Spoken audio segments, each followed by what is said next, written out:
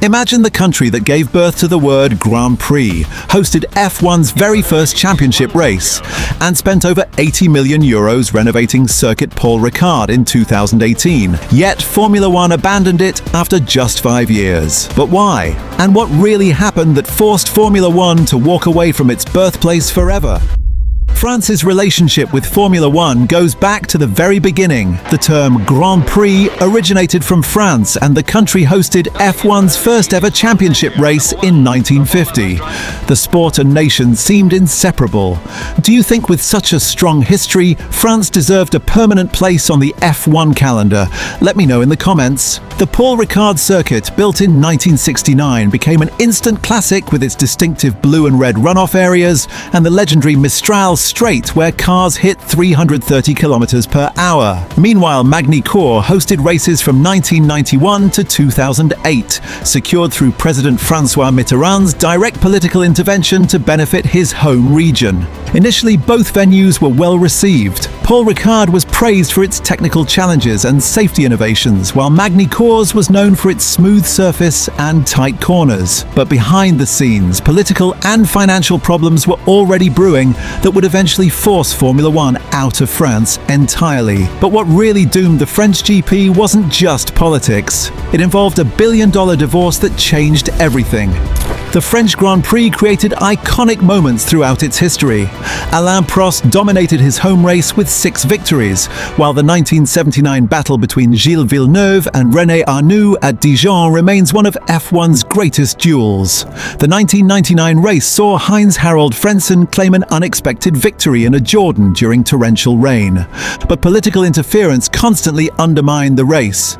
When Mitterrand forced the move to Magny-Cours, it established a pattern that would prove fatal. As Jean Alesi revealed, France is probably the only F1 Grand Prix that's never had a president come to watch it, except for Mitterrand's politically motivated appearance. Financial troubles mounted rapidly. In 1992, a French court fined Williams £30 million for displaying tobacco branding that violated France's Loi Evin. This devastating ruling poisoned F1's relationship with France, as tobacco companies had invested an estimated $4.5 billion in the sport. Ferrari alone received $160 million annually from Philip Morris. This financial disaster was just the first blow. The scandal that would truly end France's F1 dreams was still coming. French broadcaster TF1 faced £10,000 fines for every tobacco image shown during broadcasts. The circus of ownership further complicated matters. Bernie Ecclestone's $1.2 billion divorce from Slavica Radic Ecclestone left Paul Ricard under her control as part of the settlement. This bizarre arrangement meant negotiations involved not just F1 management and French authorities, but also Bernie's ex-wife. Attendance plummeted as ticket prices increased. The 2008 Magny-Cours race attracted just 55,000 fans, down from 120,000 in the late 1990s. Meanwhile, modern venues like Singapore offered spectacular night races and attracted 300,000 visitors. Paul Ricard's 2018 revival attempt was immediately troubled.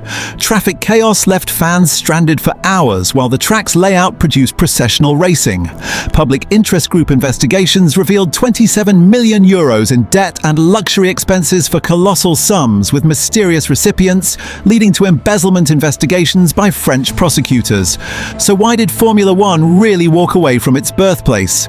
The real story lies in 3 key factors, and in just 2 minutes, you'll know them all.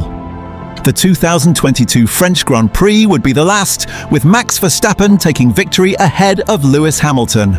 By that point, F1 had already made its decision to drop France from the calendar, with Saudi Arabia paying $55 million annually and Qatar offering $75 million per race.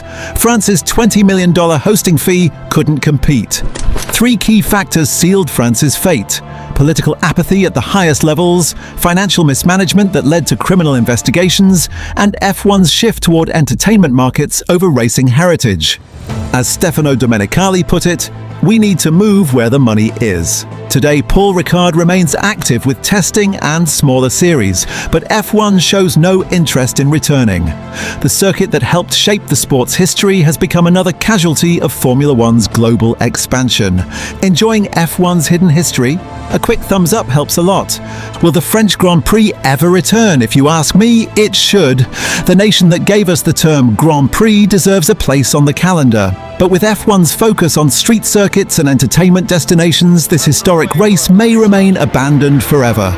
There is another classic the Formula One abandoned, the South African Grand Prix at Kyalami. If you enjoyed this story of abandoned F1 circuits, hit subscribe to never miss these hidden Formula One histories.